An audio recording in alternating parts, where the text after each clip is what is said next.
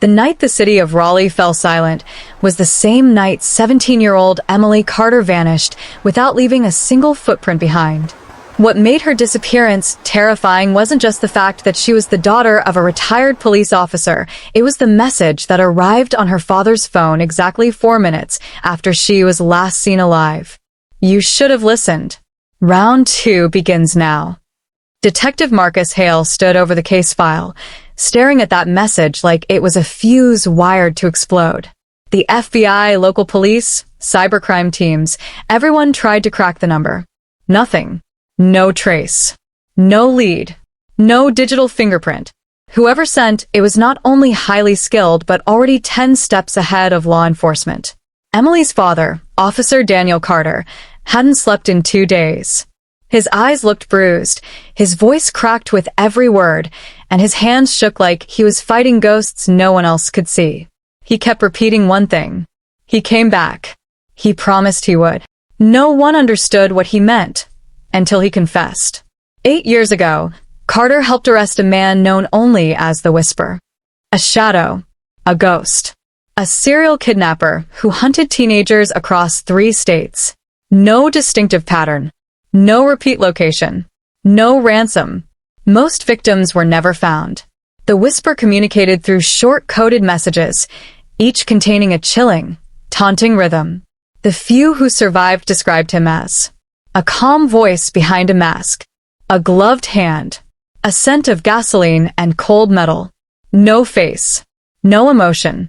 No mercy. Carter's arrest wasn't technically legal. Evidence was thin, but the city was desperate. They pinned multiple cases on one man who had the wrong background, the wrong neighborhood, the wrong friends.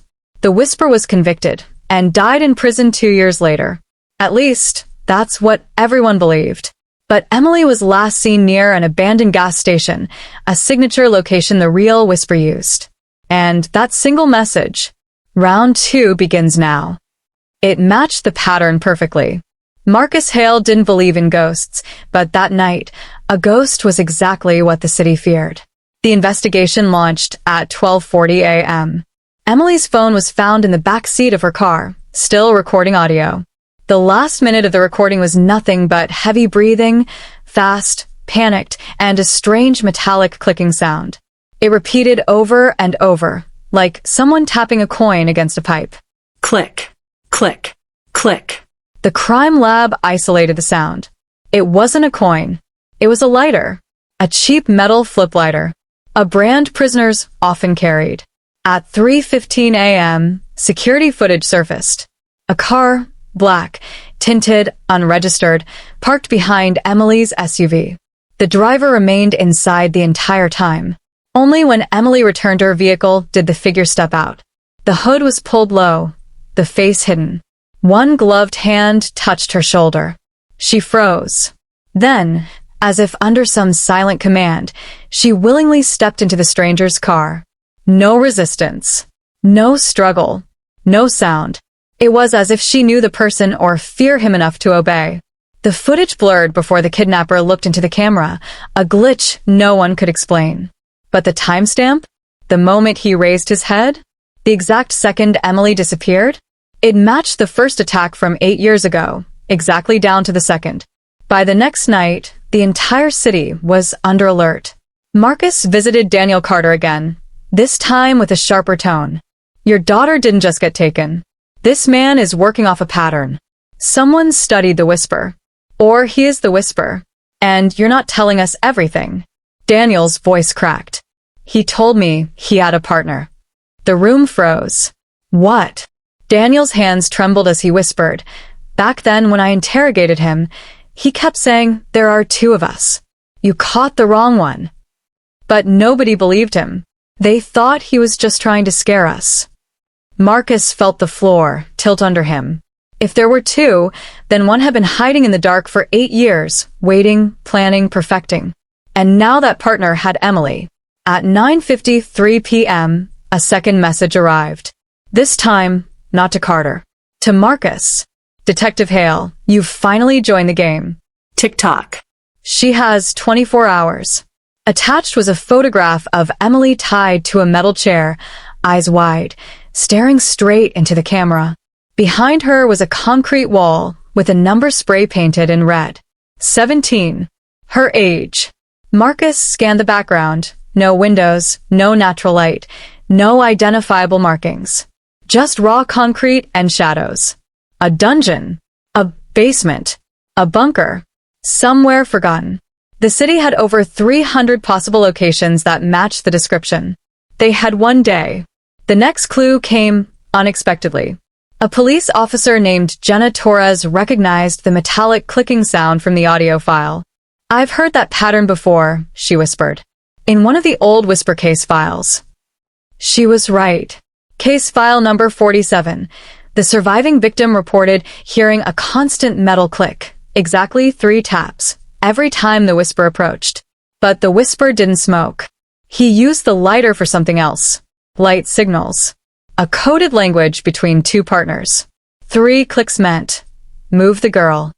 The realization hit hard. He wasn't alone now either. They were 2. And they were mobile. At 1:10 a.m., another image arrived. Emily. Still alive. Still terrified. But the number behind her was now 15. 2 hours had passed, and the countdown had dropped by 2. Marcus finally understood. "They're not counting down to her death," he said.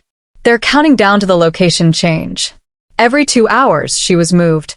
New room. New building. New danger. It meant the kidnapper was confident. He wanted them to chase him. It was a game.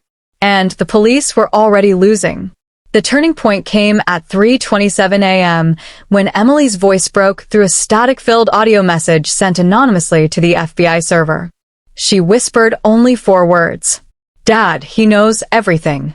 The scream that followed lasted less than 2 seconds. But in those 2 seconds, the audio picked up something else. A faint, rhythmic echo. A train horn. Distant but clear. Marcus played it again. And again. And again. Only one part of Raleigh matched that exact horn frequency, an abandoned industrial district near the old freight yard. A place with dozens of empty basements. At 4:02 a.m., police swarmed the area. One building stood out. A former shipping warehouse with a hidden underground level. Marcus led the team down the rusted stairway, guns raised, flashlights cutting through the wet darkness. The deeper they went, the thicker the smell of gasoline became. Click, click, click. The sound froze everyone. They were close. Too close. The room they kicked open was empty, except for the metal chair, still warm, and the number on the wall. 10. He had moved her again. But this time, he left something behind. A second message, written in Emily's handwriting. "He's not who you think." The ink was still wet. Another clue dropped at 5:40 a.m., a burned phone thrown near the train tracks. Its only saved audio file played automatically when Marcus touched the screen. Emily's voice came through, trembling. "Please don't trust." A gunshot cut her off. But in the half-second before the shot, something clicked in Marcus's mind. The echo. The timing. The breath in her voice. She wasn't inside a building anymore. She was underground. Somewhere deeper. A tunnel. He thought of the district map. Old freight tunnels sealed off in the 90s, but still connected to dozens of forgotten warehouses. If the kidnapper knew the network, he could hide her for weeks. Or forever. At 6:12 a.m., a sudden breakthrough came not from police, but from a homeless man who lived near the freight yard. He described hearing screams the previous night and seeing a man dragging a large duffel bag. Not a girl. A bag. Inside it? He didn't know. But he mentioned one detail that made Marcus's heart stop. The guy had a limp. Left leg. Like something heavy hit it years ago. Daniel Carter went pale. 8 years ago, I broke a suspect's leg during the Whisper case. Marcus stared at him. You broke the wrong man's leg. Daniel nodded slowly. He told me, I'll come back for you. By 7 a.m., the team traced the tunnels and discovered multiple abandoned rooms, each marked with numbers counting down. They were following the same path Emily was dragged through. Finally, they reached a door marked 3. Behind it, blood stains. Rope. Emily's bracelet. She was close. Very close. But the whisper's partner was closer. A voice echoed from the darkness. "You're late, Detective Hale." The figure stepped forward wearing a black hood, holding a lighter, flipping it open. Click, click, click. Marcus raised his gun. "Where's the girl?" The man laughed softly. "She's in the last room. The one number you fear the most." Marcus whispered, "0. The kidnapper nodded. "Your move." He dropped the lighter. The gasoline ignited instantly. Flames shot across the floor. And the man ran. Marcus leaped away from the explosion, yelling for backup as the tunnel filled with black smoke. But Emily was somewhere ahead, in room 0, and the flames were spreading fast. Marcus sprinted through the smoke-filled passage, lungs burning, vision fading, until he saw a red number glowing through the fire. 0. He kicked the door open and froze. Emily was there, tied, terrified, alive. But someone was standing behind her. A second figure. A second partner. Hidden until now. The real whisper. He stepped into the firelight, mask reflecting the flames, and whispered. The flames crackled like living creatures, crawling along the floor and licking the walls as smoke thickened the air. Marcus Hale felt the heat claw at his skin, sweat rolling down his spine as he faced the masked man behind Emily. Her terrified eyes widened, glimmering with tears in the flickering firelight. The whisper stepped forward, his mask half reflecting the flames, half hiding the monster beneath. Detective Hale, his voice was a whisper wrapped in silk and poison. "You've played well, better than the others. But every game must have an ending." Emily whimpered, struggling against the ropes, her voice cracked. "Please don't leave me here." Marcus raised his gun, steady but burning inside. "Let her go. This ends tonight." The whisper tilted his head as if amused. "You think you control the ending?" "No, Detective. I built this ending. Every step, every clue, every hour you chased us. I was testing you." Smoke filled Marcus's throat, forcing him into a cough. The fires were multiplying now. The gasoline trail had traveled across half the tunnel. Time was slipping. "Let her go," Marcus repeated. "Or I swear I'll." "You'll what?" The whisper took one step closer. "Shoot me? Burn us all alive? Sacrifice the girl and call yourself a hero?" His laugh echoed against the stone. "You don't know the truth yet." Marcus kept his gun locked on the whisper. "Then tell me." The whisper slowly walked around Emily, brushing his gloved fingers across her shoulder like a puppet master. 8 years ago, he began, you arrested the wrong man. Your precious officer Carter seized a random suspect, tortured him, framed him, and the city applauded. Meanwhile, the real whisper walked free, perfecting everything. Emily's sobs grew louder. Marcus narrowed his eyes. "You mean you?" "No," Whisper answered calmly. "We." From the smoke behind Marcus, footsteps echoed. He spun around just in time to see the second partner, the limping kidnapper, staggering back into the burning chamber. Smoke coated his clothes. Blood seeped from his waist. His hood was torn. He collapsed to the ground, coughing, his voice hoarse. He set me up. Marcus, don't trust him. Marcus froze. What? The whisper chuckled softly. Didn't expect that twist, did you? He thought we were partners. He thought we were equals. He slowly stepped closer to Emily. But I don't share my throne. The fallen kidnapper choked out. He killed them all. I just followed orders. He promised we'd leave the city. He lied. A bullet silenced him. Marcus flinched. The whisper lowered the smoking gun. One loose end removed. Then he turned back to Marcus. Now focus, detective. You came for answers. Marcus fired a warning shot that grazed the whisper's mask. Sparks flew. Untie her. Now. But the whisper stood frozen, the bullet hole in his mask glowing orange from the flames. I will, he said softly, but only if you understand the full truth first. Marcus growled. No more games. Oh, but this part isn't a game. It's history. He touched Emily's face with the back of his glove. She recoiled. When Carter arrested the wrong man, he didn't do it out of desperation. He did it because he knew the real Whisper's identity. Marcus blinked. What are you talking about? He helped me, the Whisper said calmly. He protected me, and in return, I promised to leave his family untouched. Marcus' heart nearly stopped.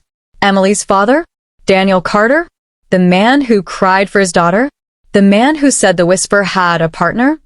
The Whisper chuckled again. He didn't arrest the wrong man by accident. He sacrificed someone else to keep me safe. Marcus shook his head violently. You're lying. I'm not. The Whisper bent down and lifted Emily's chin. Ask her. She knows. Emily trembled. Dad said he made a mistake 8 years ago, but he never said what. The Whisper stepped around her. A mistake? No. It was a choice. And choices have consequences. He betrayed me. So now I take what he values most. Marcus gritted his teeth. You want revenge on Carter. I finished that already. The Whisper tossed a phone at Marcus's feet. The screen lit up. A video. Daniel Carter tied to a chair. Blood dripping from his mouth. His voice trembling. Marcus, don't believe him. I did what I had to protect. A gunshot echoed. The video ended. Emily screamed. Marcus felt the world tilt, rage boiling inside him like fire. What did you do? He growled. What justice required, Whisper said. Now it's your turn. The flames surged higher, licking the ceiling, sparks raining down like burning snow. If you want a girl, Whisper said, you'll have to kill me. Right here. Right now. Marcus raised his weapon, fury gripping him, but hesitation crept in. Shoot him, and risk the fire engulfing all of them. Don't shoot, and risk, Whisper killing Emily. Smoke swirled. The ceiling groaned. A metal beam cracked overhead. Emily cried out, Marcus, help me. Marcus took one step forward. And the Whisper took one step back, keeping Emily between them.